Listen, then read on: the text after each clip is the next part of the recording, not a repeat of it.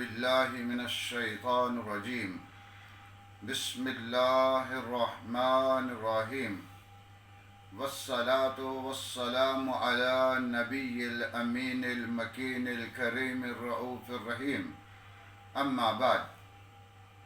واجب الاحترام حاضرین و سامعین مجلس، اللہ رب العزت کا احسان و انعام ہے جس نے ہمیں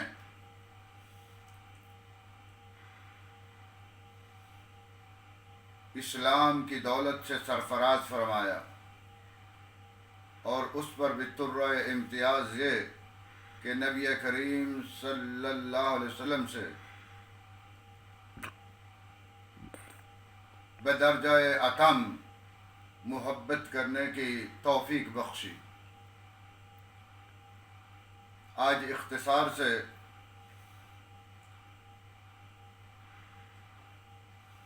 مدینہ منورہ کے فضائل پر مختصر سی گفتگو کا ارادہ ہے.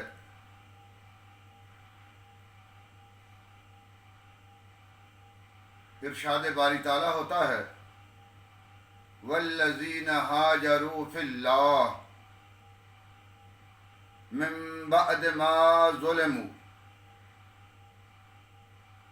لنبلونہم فی الدنیا حسنہ والاجر الآخرہ اکبر لو کانوا یعلمون.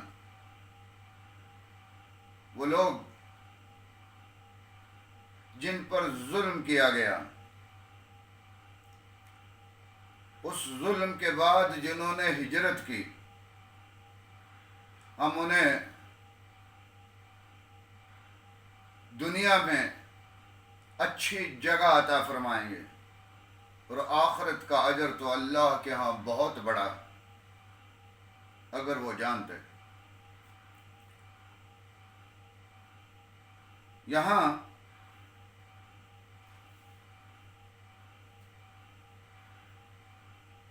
تنگی وقت کو ملحوظ خاطر رکھتے ہوئے اور اس پر زیادہ اس آیہ کریمہ پر گفتگو کی بجائے میں آپ کی توجہ یوں مبذول کراتا ہوں کہ جب نبی کریم صلی اللہ علیہ وسلم نے مکہ مکرمہ سے ہجرت فرمائی مدینہ طیبہ کی طرف، اس وقت مدینہ طیبہ کو یثرب کے نام سے پکارا جاتا تھا. یثرب کا ایک معنی بیماریوں کا گھر بھی ہے، لیکن آپ نے وہاں پہنچ کر یثرب کا نام ہی تبدیل کر دیا اور آپ نے نام مدینہ رکھا، مدینہ منورہ. کتب احادیث اور کتب تواریخ میں مدینہ منورہ کے بہت سے نام منقول ہیں، اور ان کی تعداد کم و بیش 100 تک پہنچتی ہے.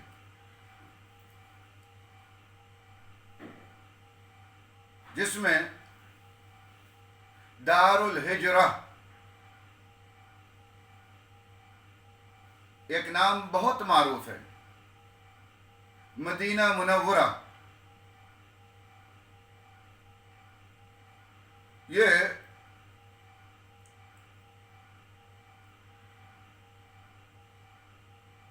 اب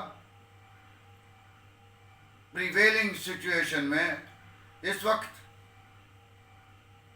جو مسجد نبوی صلی اللہ علیہ وسلم اس وقت توسیع کے بعد جو مسجد ابھی ہمارے سامنے ہے، اس مسجد میں کم و بیش اس وقت کا سارا شہر مدینہ اب مسجد میں سمو گیا. اس میں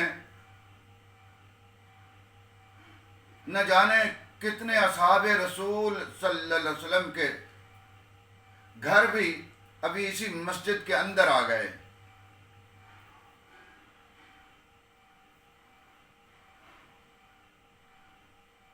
مسجد کے اطراف و اکناف میں،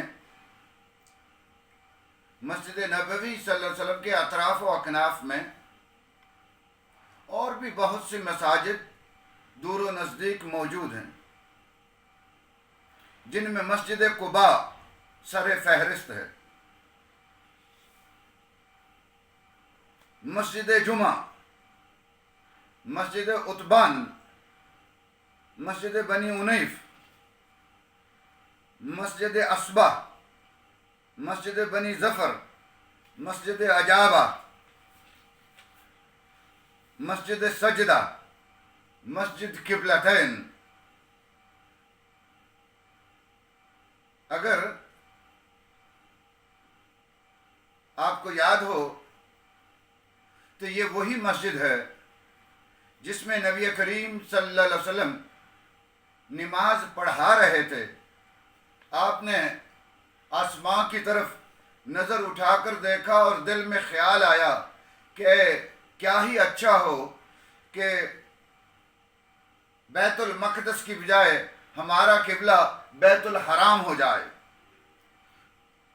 تو اسی وقت دوران نماز ندا آئی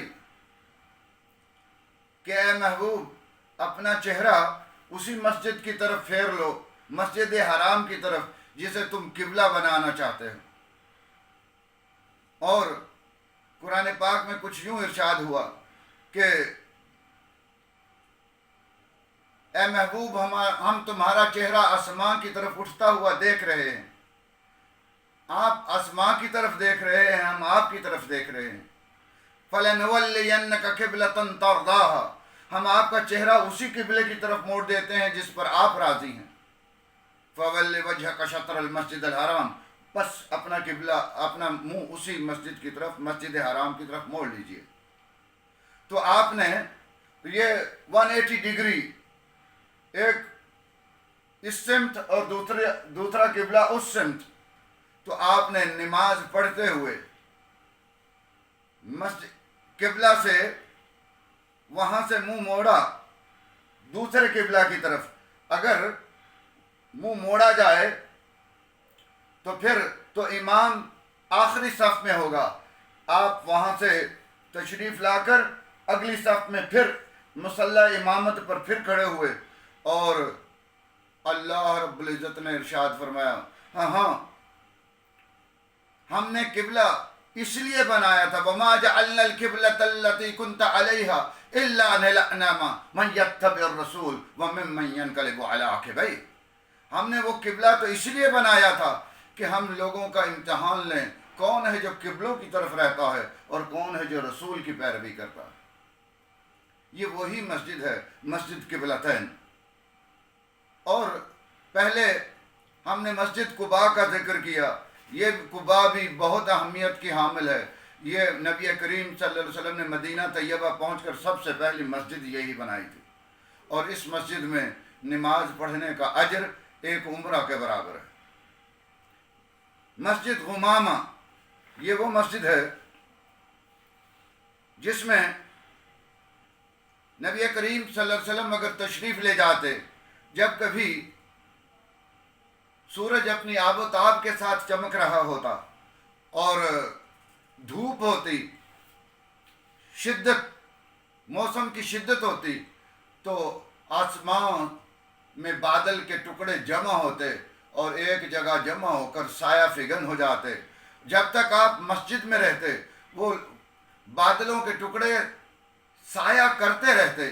اس لیے اسی حوالے سے غمامہ کہتے ہیں بادلوں کو، تو اس مسجد کا نام ہی بادلوں والی مسجد، مسجد غمامہ ہو گیا۔ الغرض مسجد بلال بھی ہے، مسجد ابو بکر بھی ہے، مسجد علی بھی ہے، مسجد عمر بھی ہے، مسجد سقیہ بھی ہے، اور یہ مسجد بلال، اور ایک مسجد مسجد ہلال بھی ہے، جہاں نبی کریم صلی اللہ علیہ وسلم نے کھڑے تھے تو کسی یہودی نے کہا کہ آپ اپنی نبوت کی کوئی دلیل پیش کیجئے۔ آپ نے کہا تو ہی بتا کیا دلیل پیش کروں۔ اس نے کہا زمین پر تو آپ کا جادو چلتا ہے، آسمان پر جادوگروں کا جادو نہیں چلتا، اگر یہ چمکتا ہوا چاند اگر 2 ٹکڑے ہو جائے تو میں مان لوں گا کہ آپ اللہ کے نبی ہیں۔ نبی کریم صلی اللہ علیہ وسلم نے انگلی کا اشارہ فرمایا، چاند 2 ٹکڑے ہوا، ایک ٹکڑا غار حرا کے ادھر گرا، ایک ٹکڑا غار حرا کے ادھر گرا، اور لیکن پھر بھی یہودی کہنے لگا کہ نہیں، میں تو سمجھتا تھا کہ آپ کا جادو صرف زمین پر چلتا ہے، آپ کا جادو تو آسمانوں پر بھی چلتا ہے۔ اس جگہ پر ایک مسجد ہے جسے مسجد ہلال کہتے ہیں، مسجد شجرہ بھی ہے، مسجد مشربہ ام ابراہیم بھی ہے، مسجد شیخین بھی ہے، مسجد فسا بھی ہے، مسجد فتح بھی ہے، مسجد رعایا بھی ہے، نہ جانے کتنی مساجد مدینہ طیبہ کے اطراف و اکناف میں موجود ہیں۔ پھر مسجد کے بالکل بازو میں قریب جنت البقیع مدینہ منورہ کا قبرستان ہے۔ میرے پاس اس وقت ایک لسٹ موجود ہے، آپ دکھا سکتے ہیں؟ یہ میں قریب کر دوں۔ یہ ان تمام افراد کے نام ہیں جن کی قبریں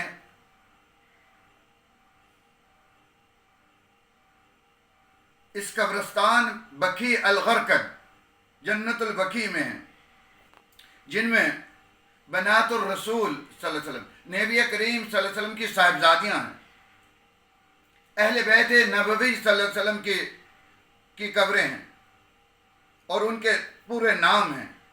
زوجات الرسول، نبی کریم صلی اللہ علیہ وسلم کی ازواج کی قبریں ہیں جن کے نام موجود ہیں۔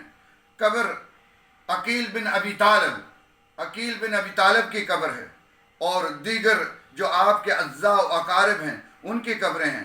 قبر امام مالک ہے، قبر عثمان بن مظعون ہے، قبر عثمان ذن نورین ہے، حلیمہ سعدیہ کی قبر ہے، اور دیگر۔ میرے پاس قبرستان کا ایریل ویو بھی ہے جس میں نشاندہی کی گئی ہے کہ یہاں یہاں یہاں یہاں یہاں یہ قبریں موجود ہیں۔ بس اس قبرستان جنت البقیع یا بقیع الغرقد کی نسبت سے ایک حدیث پاک آپ کی نظر کرتا ہوں، یہ دکھا دیں ذرا۔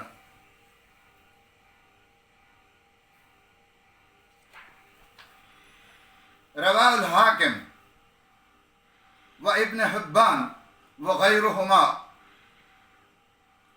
امام حاکم اور ابن حبان نے اسے روایت کیا، ان کے علاوہ بھی دیگر کتب احادیث میں یہ حدیث پاک موجود ہے۔ من طریق ام کیس سے یہ روایت ہے، بنت محسن رضی اللہ تعالی عنہ، ان النبی صلی اللہ علیہ وسلم قال، کہ نبی کریم صلی اللہ علیہ وسلم نے ارشاد فرمایا، اترین ھذا المقبرہ، اے ام کیس یہ قبرستان دیکھ رہی ہو؟ البقیع الغرقد، یہ جنت البقیع، یبعث اللہ منہا 70,000 یوم القیامہ، قیامت کے دن اللہ رب العزت اس قبرستان سے 70,000 ایسے لوگوں کو قیامت کے دن اٹھائے گا، علی صورت القمر، کہ جن کے چہرے 14ویں کے چاند کی طرح چمک رہے ہوں گے، لیلۃ البدر، جس طرح 14ویں رات کا چاند چمکتا ہے اور وہ روشن ہوتا ہے، اس طرح ان کے چہرے روشن ہوں گے۔ یدخلون الجنہ بغیر حساب، اور یہ لوگ بغیر حساب کتاب کے جنت میں چلے جائیں گے۔ اسی طرح نبی کریم صلی اللہ علیہ وسلم نے مدینہ پاک کے بہت سے فضائل بیان فرمائے، اور عن جابر رضی اللہ تعالی عنہ قال النبی صلی اللہ علیہ وسلم ان ابراہیم حرم مکہ، حضرت ابراہیم علیہ السلام نے، نبی کریم صلی اللہ علیہ وسلم نے ارشاد فرمایا، حضرت ابراہیم علیہ السلام نے مکہ کو حرم قرار دیا، وَإِنِّي حَرَّمْتُ الْمَدِينَةَ مَا بَيْنَ لَابَتَيْهَا، اور میں ان دو پہاڑوں کے درمیان جتنی بستی ہے مدینہ طیبہ، میں اس کو حرم قرار دیتا ہوں. لا يقطع اداہما، یہاں نہ کوئی درخت کاٹا جائے گا. ولا یصاد صیدھا، اور یہاں نہ ہی کوئی جانور شکار کیا جائے گا. نبی کریم صلی اللہ علیہ وسلم نے منع فرما دیا اور فرمایا عن سعد بن ابی وقاص رضی اللہ تعالی عنہ قال قال رسول اللہ صلی اللہ علیہ وسلم ولا يريد احد اہل المدینۃ بسوء، جو کوئی اہل مدینہ کے ساتھ برائی کا ارادہ کرے گا الا عذابہ اللہ فی النار. ذوب الرصاص، جس طرح بھٹی میں لوہا پگھل جاتا ہے، اس طرح اللہ رب العزت اسے جہنم کی آگ میں پگھلا کر تباہ و برباد کر دے گا. او ذوب الملح فی الماء، یا جس طرح پانی میں نمک مل کر ختم ہو جاتا ہے، اس طرح اسے ختم کر دیا جائے گا. نبی کریم صلی اللہ علیہ وسلم نے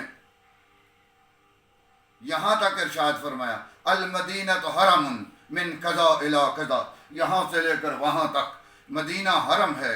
لا یقطع شجرہا، اس کا کوئی درخت نہیں کاٹا جائے گا. ولا یحدث فیہا حدث، اور یہاں کوئی فتنہ کا کام ایجاد نہیں کیا جائے گا. من احدث فیہا حدثا، اور جس کسی نے کوئی یہاں فتنہ کا کام کیا، فتنہ ایجاد کیا، فعلیہ لعنت اللہ، تو اس پر اللہ کی لعنت ہو، والملائکۃ والناس اجمعین، فرشتوں کی لعنت ہو اور کل کائنات کے انسانوں کی لعنت ہو. نبی کریم صلی اللہ علیہ وسلم ہمیشہ دعا فرمایا کرتے تھے اللہم. انس بن مالک، یہ متفق علیہ ہے، یہ حدیث پاک بخاری اور مسلم میں اتفاق کے ساتھ درج ہے. انس عن النبی رضی اللہ تعالی عنہ عن النبی صلی اللہ علیہ وسلم قال اللہم اجعل بالمدینۃ ضعفی ما جعلت بمکہ من البرکہ، اے اللہ جتنی برکت تو نے مکہ پاک میں رکھی اس سے کہیں زیادہ برکت اے اللہ تو مدینہ پاک میں رکھ. الغرض نبی کریم صلی اللہ علیہ وسلم نے تو یہاں تک ارشاد فرمایا. ان ابی ہریرہ رضی اللہ تعالیٰ عنہ، یہ حدیث پاک بھی بخاری اور مسلم دونوں میں موجود ہے. ان ابی ہریرہ رضی اللہ تعالی عنہ قال قال رسول اللہ صلی اللہ علیہ وسلم الا انقاب المدینۃ ملائکۃ لا يدخلها الطاعون ولا الدجال. لوگو، مدینہ طیبہ کے اطراف و اکناف میں اللہ رب العزت کے فرشتے مقرر کیے گئے ہیں. لا يدخلها الطاعون، مدینہ طیبہ میں طاعون داخل نہیں ہو سکتا، وبائی امراض مدینہ طیبہ میں داخل نہیں ہوں گی. ولا الدجال، اور نہ ہی دجال داخل ہو سکتا ہے. نبی کریم صلی اللہ علیہ وسلم نے دو ٹوک الفاظ میں ارشاد فرمایا. ان ابی ہریرہ رضی اللہ تعالی عنہ ان رسول اللہ صلی اللہ علیہ وسلم قال، اسے امام مسلم روایت کیا ہے. لا يصبر على لأواء المدینۃ وشدتها احد من امتی الا كنت له شفیعا یوم القیامہ او شہیدا. جو کوئی مدینہ طیبہ کی تنگی اور سختی پر صبر کرے گا، اللہ میں قیامت کے دن اس کا شفیع بن کر آؤں گا اور پھر اس کی گواہی دوں گا کہ اس نے مدینہ طیبہ میں رہ کر اس کی تنگی اور سختی پر صبر کیا تھا. اللہ رب العزت ہمیں، اسی لیے کسی نے کیا خوب کہا کہ نبی نبی بس پکارتا ہوں، زباں پہ جب درود آئے تلاتا منہ میں وجود آئے، لہو میں کشتی اتارتا ہوں. نبی نبی بس پکارتا ہوں، جب ان کی یادوں کا آئے ریلا، لگے ہرے گنبدوں کا میلہ، میں اپنے اندر ہجوم بن کر طواف کرتا رہوں اکیلا. حرم سے نکلے حضور عالی تو ان کے ہمراہ چلنے والی ہواؤں کا روپ دھارتا ہوں. نبی نبی بس پکارتا ہوں، نبی نبی بس پکارتا ہوں۔ وآخر دعوانا ان الحمد للہ رب العالمین۔